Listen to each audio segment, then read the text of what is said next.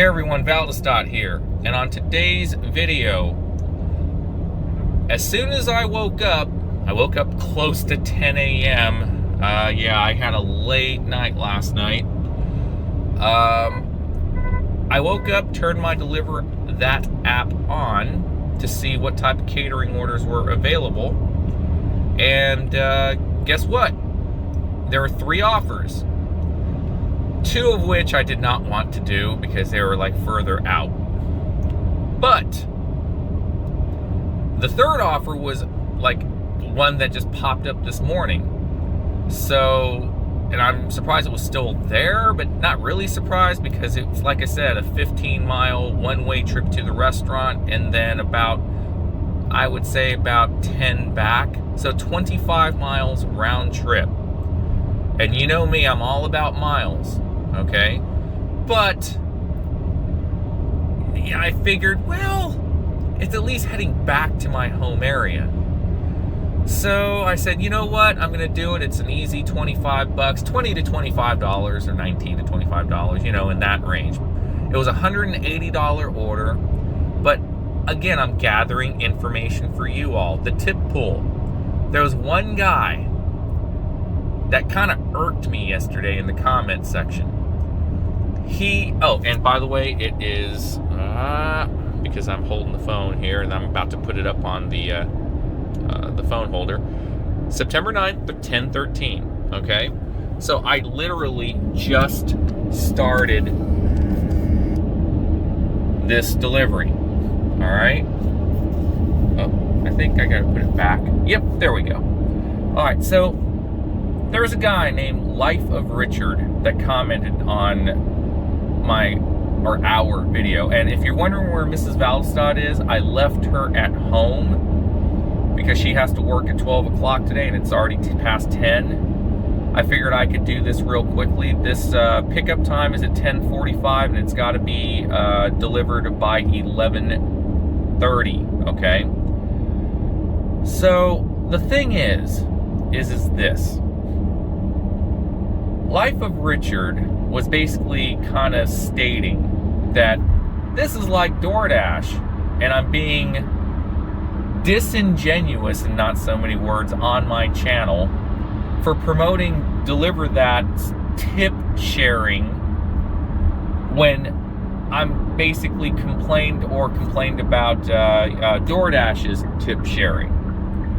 And I saw where he was coming from on the first comment that he made, so I basically replied, and you are free to read the comments section from yesterday's video detailing what he said and what I said. And my reply was, and if you want to comment on this, if you feel that he was right or if I was right, I really would like to know, because I kind of took offense to that comment, but I kept it civil. Okay, as long, and my policy is, as you know, if we have a discussion and it's civil, that's fine.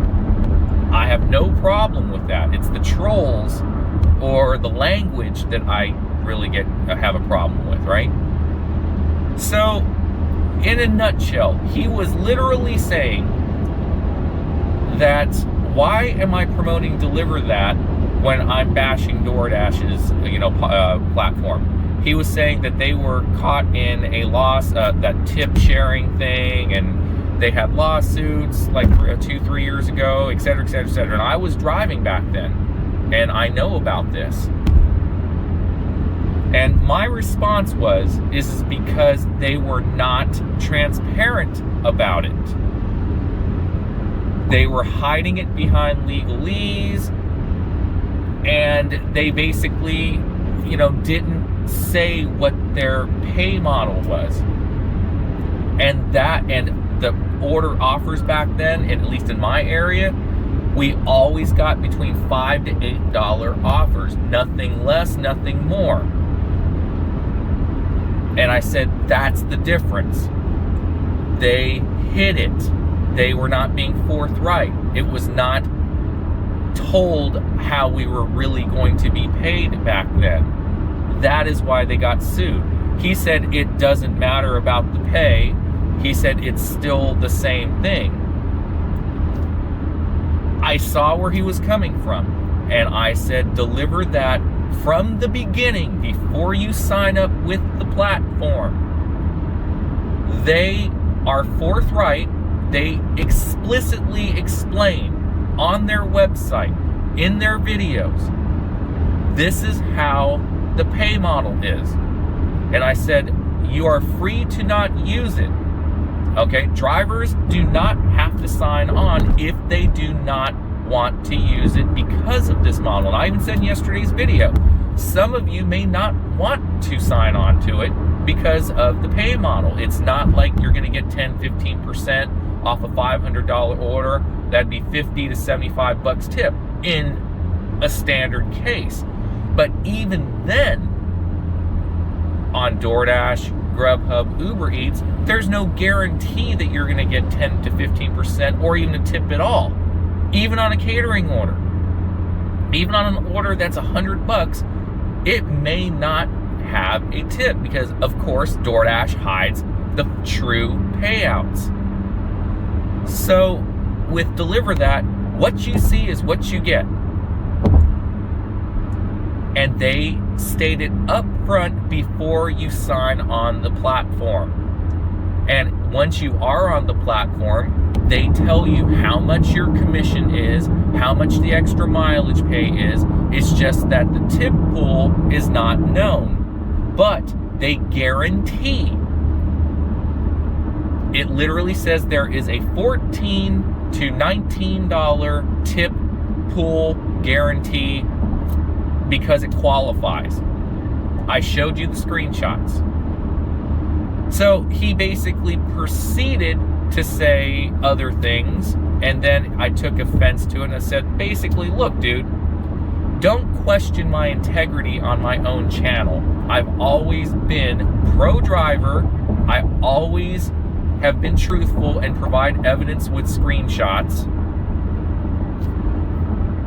And if you don't like the channel, you don't have to watch it. If you don't want to work on a platform that tells you all the information ahead of time and doesn't hide its business model or tip model, do not use it. But don't compare the two like they are exactly the same, because they aren't. So I'm asking you, the viewing audience, what you think about this. Do you feel that DeliverThat is exactly like DoorDash? Do you think that DeliverThat is anywhere near the level of transparency or lack of transparency or pay that DoorDash is? Now, a lot of you don't know or aren't working on this platform. You have only my video and a video, I believe, I have to give props at least. The person that basically, gave us the information about this platform was Chad the Gig Economist, now known as GigTube, okay? He had a video that started this off, so I have to give him props. But you only have my word and my information and your ability to look up the information on DeliverThat's website and their videos, okay?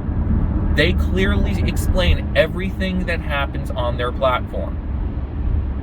It is your job as the viewer to make your own informed decisions.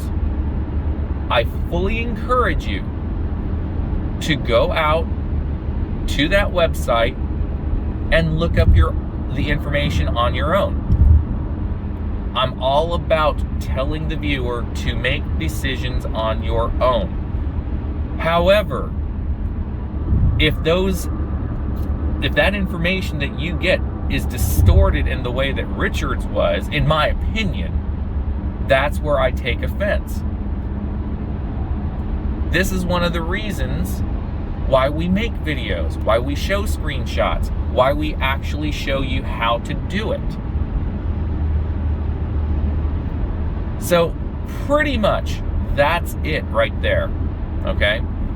I'm probably about less than 5 minutes away from the restaurant. And this is a 10-minute video. So yeah, it's basically about 15 minutes. So, what do you think?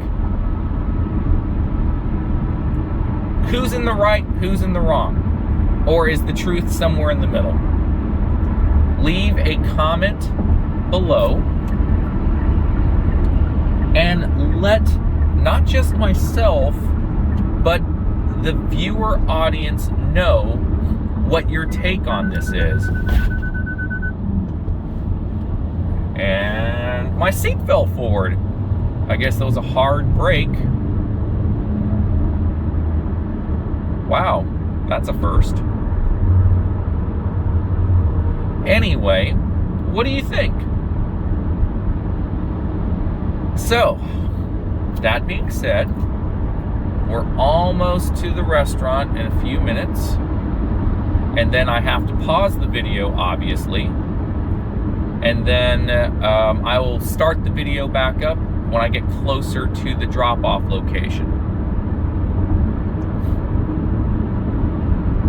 But on another note, Coinbase, my personal account that I've been promoting, is back over $5,200. Yeah, in a span of 2.5 days when the crash happened. This is exactly what happened on Coinbase. What happened was this. Coinbase had a crash, kind of like a DoorDash app crash, right? Where no one can get on and all this stuff. That was the catalyst for the crash.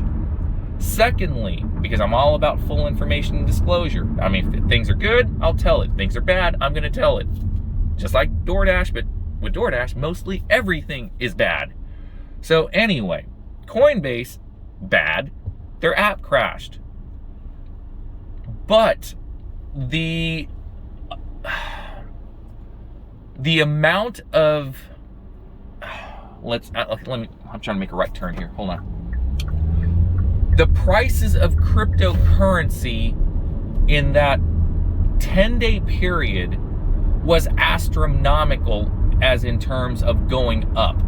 I'm talking, like I said, I made in 10 days from $3,500, which was my initial investment. $3,500 went to as high as $5,500 at the high point. I made nearly $2,000 in 10 days. That's insane. So, you know, it had to come down to a certain point at, you know, from profit taking and all that good stuff, right? It's like stocks. Things cannot just keep going up and rocketing to the moon forever. There's just no way. And I'm never going to tell you that that's going to happen, because that would be a lie. Okay? So when Coinbase crashed for, I'd say, a good 5 hours, it spooked a lot of investors. And when it finally came back up, they were already in panic sell mode. They're thinking, oh my God, something's up. Everyone's starting to sell.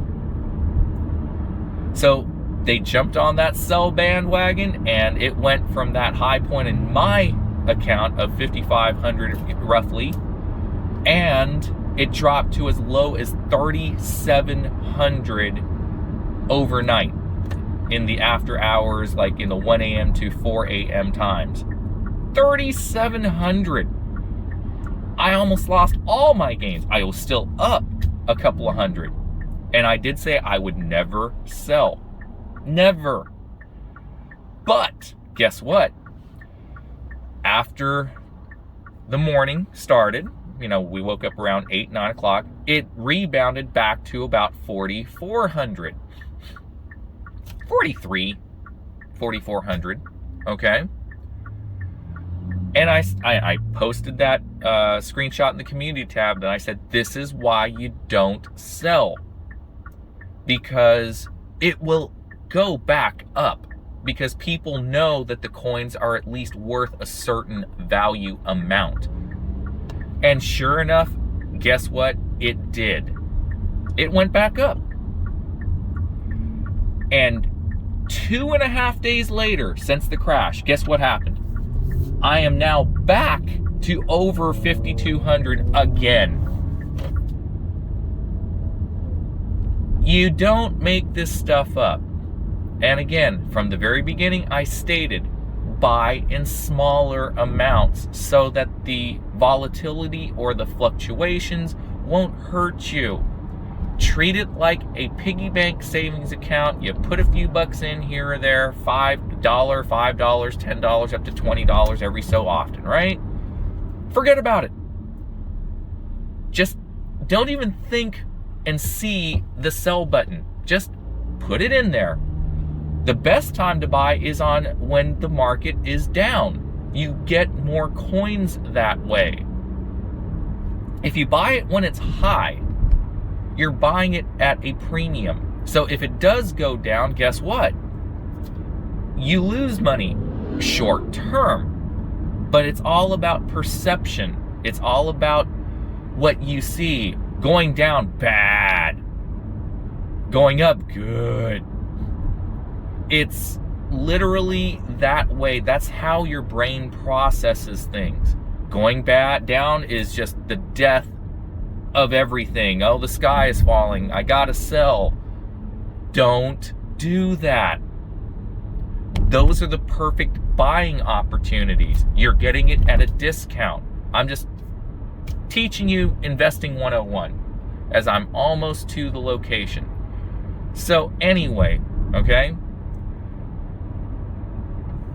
Pretty much, if you follow the simple rule of buying low, selling high, which is common sense, you pretty much will never really go wrong. You know what I mean?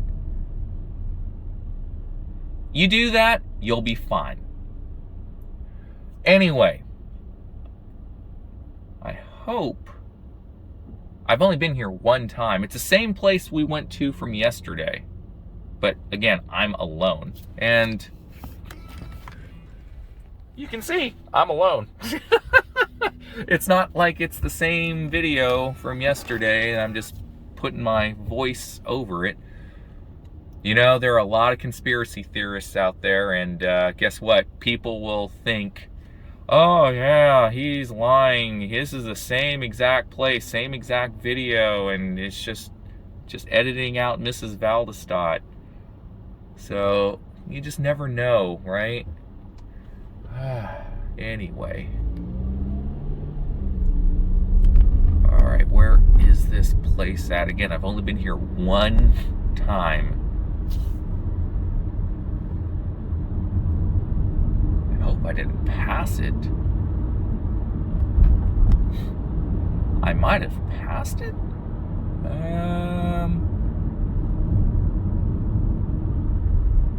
Nope, I did not pass it. It is right here. Brown bag. Right here. All right, and there's still no one here. This is my area. I've been here many a times, you know, just to shop, go to Hamilton Place and all that, but I don't come out here very often anymore. So it's not like I know this area like my downtown area. So I am backing up.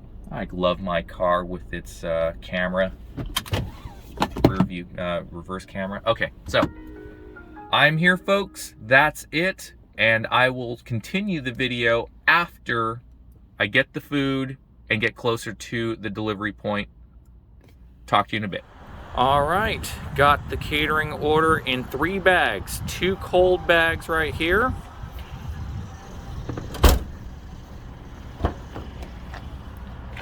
And 1 hot bag right in here. So, pretty much, I'm gonna be on my way right now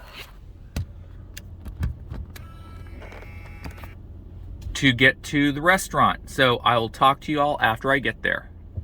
All right, people, I just finished the delivery. Total miles was 26.4 total miles for this delivery. Now, here's the thing. The actual delivery commission and mileage equaled $9. $9, okay?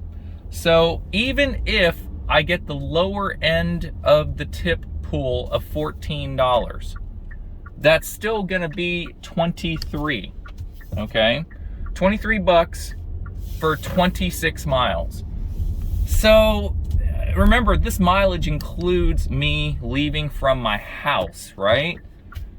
So it's not like it's that big a deal, because I would have had to have driven 6 miles to downtown anyway to get to work, but let's just call it like it is, 26 miles. It's less than $1 a mile. However, car was lost apparently. So it took me about an hour to do this. So, you know, you gotta remember, I'm in a smaller market. If I work anytime before 11:30, it is slow as heck anyway, okay? Plus, I have to be back to get my wife and take her to work before 11:45 because she works at 12. And I'm not a morning person. I never do breakfast deliveries, ever. So in order for me to have made this profitable, I would have had to have signed on to Uber Eats and Grubhub to do some orders down here. You have to look at it in one way. I'm all about miles, and I've been a mileage channel. But it takes me 6 miles to get from my house to downtown Chattanooga every time I do a delivery, because I don't get really any orders out where I live. So it kind of just gets the ball rolling. If you look at it in one way, yeah, the mileage sucked. And I would 100% agree with you on that. However, it's money that is padded onto the daily total. Now I'm pretty much at about $23 to $24 after the tip gets added in. And had I stayed out here, I would have hopefully gotten more money for the lunchtime rush. If I would stay usually from about now to about 1, 2 o'clock for lunchtime, I normally would get anywhere from $30 to $50. 30 bucks on a slow day for 3 hours, 50 bucks on average for a okay average day, you know, 30 to 50 in that range for 2.5 to 3 hours. Again, you're hearing these numbers, and if you live in a good market, you're gonna say, those numbers stink. Yeah, they do. And that is the problem with my market. So, as you saw at the beginning of the video, I am spread out from where we are, at least with DeliverThat.